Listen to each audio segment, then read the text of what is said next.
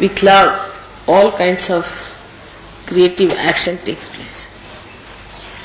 You see how Raulbai has love for me. And in this place, we all also got new ideas of creating a beautiful thing. And as love will increase, your creativity will develop. So the basis of all creativity of Saraswati is love. If there is no love, there is no creativity. It's even in the deeper sense, if you see, people who have created all the scientific things are also out of love for the masses, not for themselves. Nobody has produced anything for themselves. If they make something for themselves, it has to become for universal use, otherwise it has no meaning. Even if you say atom bomb and all these things are created from science, they are also very protective. If they had not created those, people would not have taken out their minds from war. Now nobody can think of having a big war. Of course they are having cold wars, but that also will gradually stop when they will be fed up of it. So all the activity on the right hand side of Saraswati basically has to end up in love, starts with love and ends up in love. Whichever does not end up in love coils up and finishes up. It just disappears. So you can see that even matter which is not used for love just finishes. The basis has to be love. Otherwise all such matter that we create which has angularity, which is not fitting into the mass media, which is not appealing to the masses. Of course it takes time. We have seen that it takes time. But it has that tendency always to disappear in the thin air as soon as you find it does not appeal to the masses. Now this love that we talk of, this great love of God we talk of, we know that it for definite through vibrations. People do not have vibrations, but still they can feel the vibrations in a very unconscious way. All the great paintings of the world have vibrations. All the great creative works of the world have vibrations. Only those who have vibrations have been sustained by time. Otherwise all other things are destroyed. There must have been monuments and horrible statues and horrible things that have been created long time back, but were all destroyed by nature and they could not stand the impact of the Kala, that is the destructive power of time. So all that is sustaining, all that is nurturing, all that is ennobling comes from this sense of love which is within us, very much developed, but within others also who are not yet realized. Ultimately the whole world has to realize that one has to go to that ultimate love of God, otherwise it has no meaning. Now you have seen in art, people have taken to other methods of appealing to people by using cheap things and very vulgar things just to make people think that this is art. But this will all disappear. It cannot sustain the impact of the time, as I told you. It cannot, because the time will kill it. All these things have to disappear. And already you can see the result, how things are changing everywhere, even in the West. So there is no need to be so much disappointed with the West and to say that the Western world is a wasteland. It is going to be alright and it has to be done. Especially it has done a lot of puja of Saraswati, I should say, in the West. Much more that they have done in India, because they have gone to learning, they have tried to find out so many things. But only thing they forgot that it is a goddess of learning. Everything comes from the goddess, that's what they forgotten. And that's why all the problems have been created.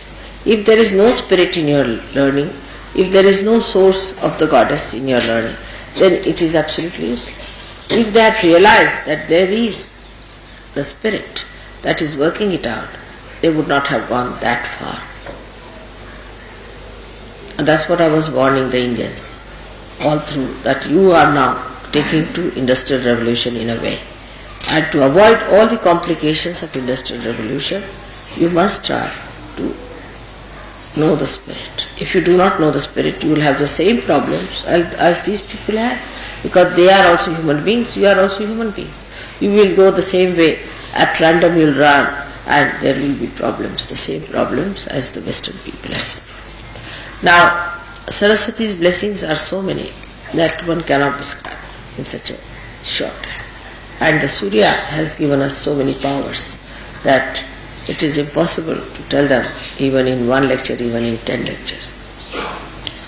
But how we go against Surya and how we go against the Saraswati while doing the worship of Saraswati is to be seen very clearly within ourselves. For example, the Western people are very fond of Surya because they have no Surya with them. But they go too far with it, as you know, and create complications within themselves of Surya. But the main thing that one has to achieve through Surya is the light within. Is the light within. And if Surya Chakra at the Agya level is occupied by Lord Jesus Christ, then it is even more essential that the purity of life,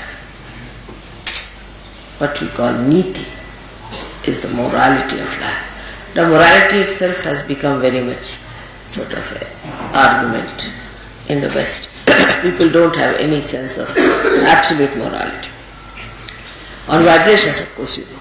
But they have gone all against it.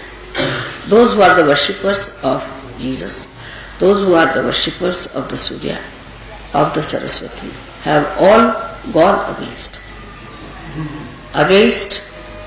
the powers of Surya, just disobeying it. Because you cannot be a Surya if you do not have a proper sense of morality and holiness. The Surya itself brings light. You see everything clearly. So many qualities Surya has got. It dries up everything that is wet, dirty, filthy. It dries up all these places which create parasites. But so many parasites are created in the West. Not only parasites, but there are horrible cuts and horrible things which have come into those countries which is supposed to be full of light. And in that darkness they exist. Darkness about their spirit, darkness about their own knowledge, and darkness about love. These three things have taken over in the places where you are supposed to love light. Light doesn't mean what you see with your gross eyes. Light means from within, the light of love. That one should understand. Light of love. And it's so soothing, it's so sweet, it's so beautiful, it's so enamoring, it's so abounding that unless and until you can feel that light within you, that light which is of pure love, of purity, pure relationships, pure understanding, if you can develop that kind of a light within yourself, then whole thing will be cleansed.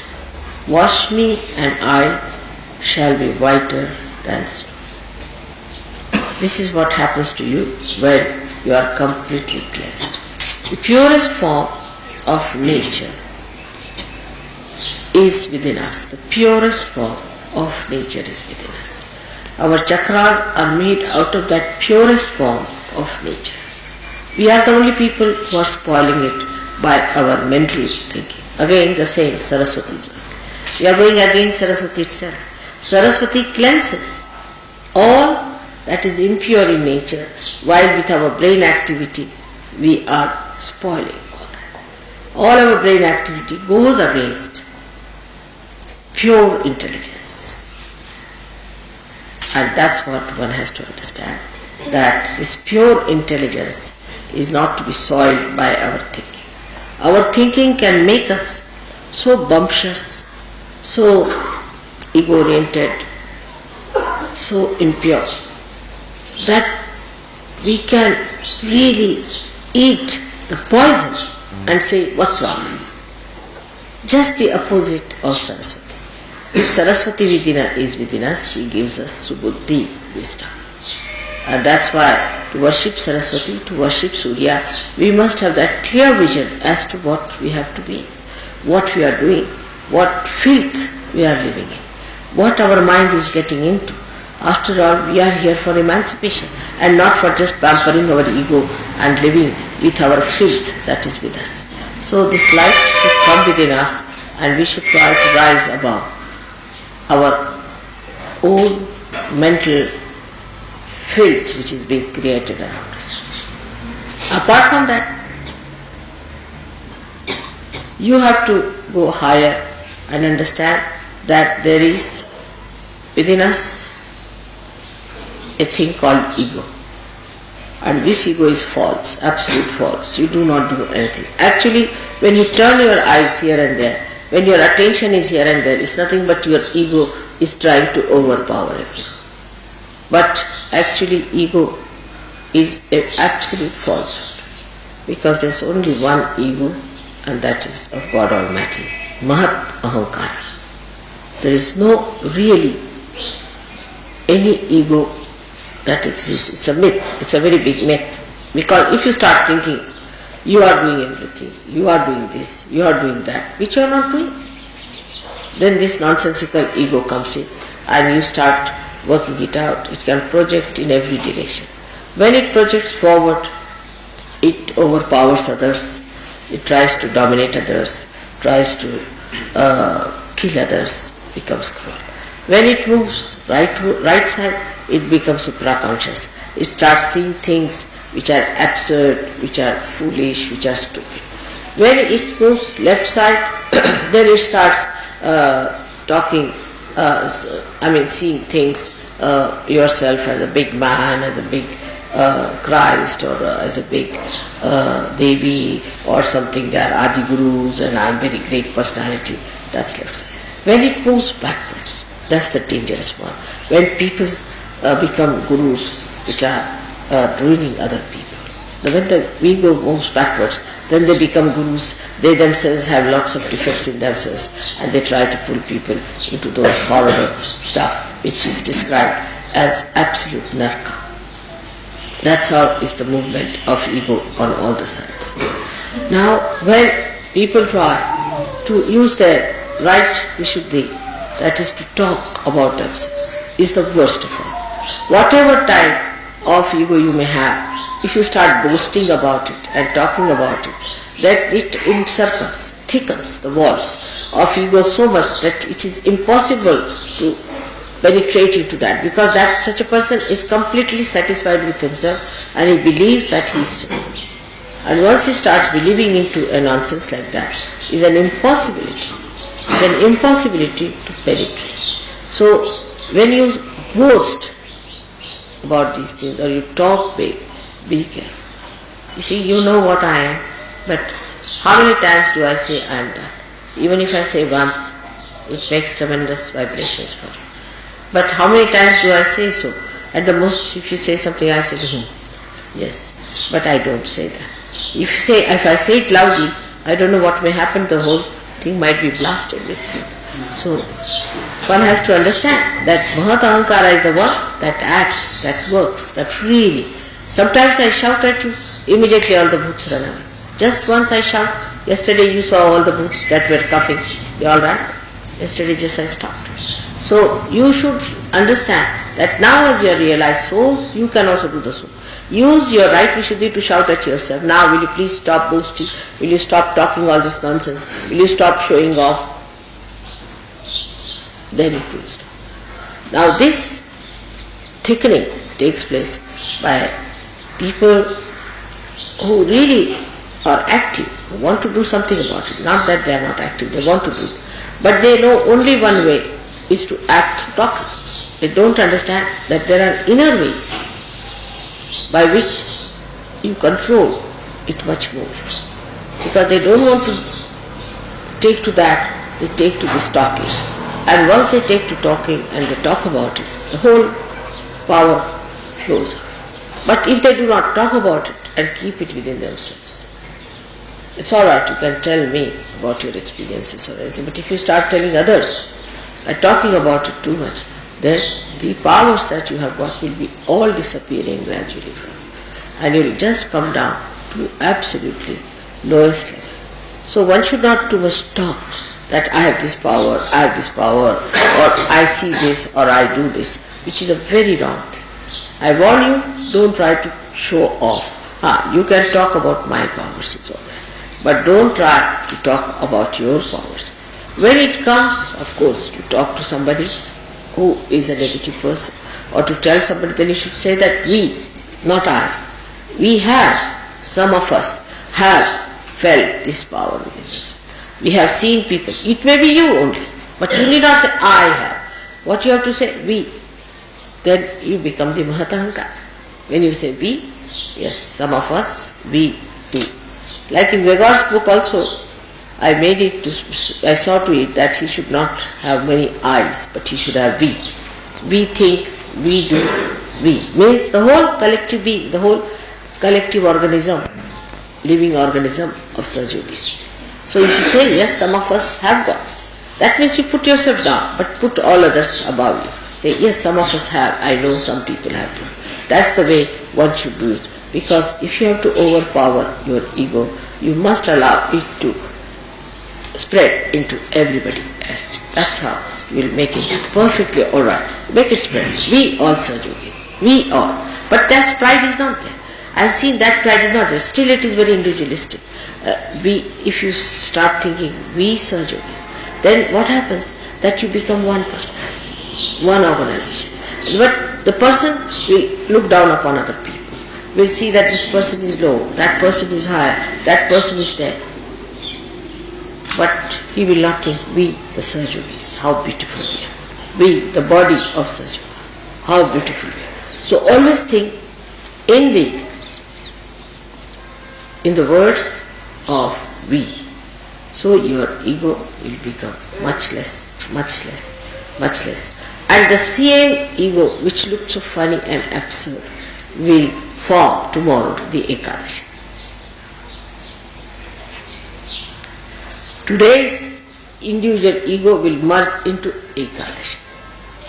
But we all must remember to say we all the time. This is what is today's day is great day for us to change, because the sun has changed its mood now. Sun is coming this side. So let us welcome the sun coming to the north now, this way.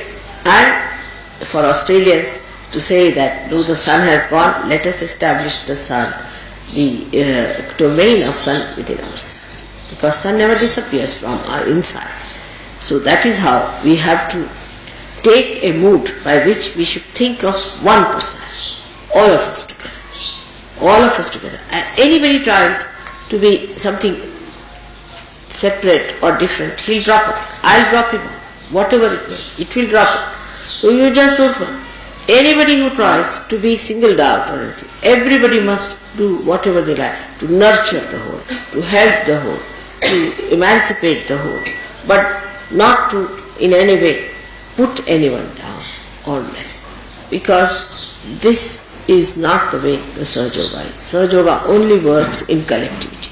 And the one who has developed this permeating spirit is a real Sahajoga. Who has not, is not. Whatever you may think of yourself, I have nothing to say. But this permeating personality, which moves from places to places, whether you talk or not, like your mother is, whether I meet you or not makes no difference, but I am permeating through all of you. By little things also I am there with you. So like that, try to permeate into each other and see the beauty, and you will enjoy yourself the best, because that is the biggest thing. That's the biggest thing that is to be achieved. Because this ego, makes you like a nutshell, and you just cannot have a rapport with that beauty of permeation. And just see how the notes move into each other. It will be a great idea today. It's a great thing. Today we are having puja dhulya. Like the dhulya means the dust. And one day I had written in childhood a poem, I remember. Very interesting poem it was. I don't know where it's lost, but we said that I want to be like now like a dust particle which moves with the wind. goes everywhere, can go sit on the head of a king, or can go and fall at the feet of someone. It can go and sit on a little flower, and it can go and sit everywhere. But I want to be a particle of dust that is fragrant, that is nourishing, that is enlightening. Like that. I had written a very beautiful poem when I must have been about 7 years of age, I remember, to be a dust particle. I remember that very clearly, long time back, that I should be a dust particle so that I will permeate into people, which is a very big thing to become a dust particle of that kind. To that whatever you touch, you see, that becomes enlivened. Whatever you just feel, that has fragrance. It's such a great thing to be like that. And that was my desire, and it has been achieved. At that young age, I had this idea of becoming a dust particle, and today just while talking to you, I remembered that I wanted to be that, and that is what this place is. And Raulbia is like that. She's a very simple woman, and she lives like a very simple person, but she has a sense of permeation. And now there are so many Sahajogis yesterday who came. I'm sure they'll take it up, Sahajoga, very well. There are lots of Sahajogis from Dhulia now, and I'm sure there are going to be more people. I hope you have met all of them. Make friends with all of them. Try to know them, who they are. They may not know English, so get somebody to translate. Talk to them and be nice to them. Be friendly with them. I want you to meet them for permeation. You should know who are the people here, who are in Nasi, because somehow we never meet the Sahajogis, you see, who are in that particular place. And when we go back, we have only 1 or 2 addresses. It's not a good idea. Try to see how many people there are, ask about their questions about them and all that. This permeation is only possible when your ego starts permeating all around. This is the way to overcome the problems of the right side, and that is how to worship Saraswati. Because Saraswati has a veena in her hand, and that veena is the primordial instrument which she plays, like music. And the music penetrates into the heart. You don't know how it goes into you and how it works out.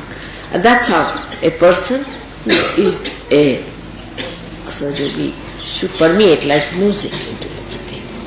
She has so many qualities, as I told you, which cannot be described in one lecture.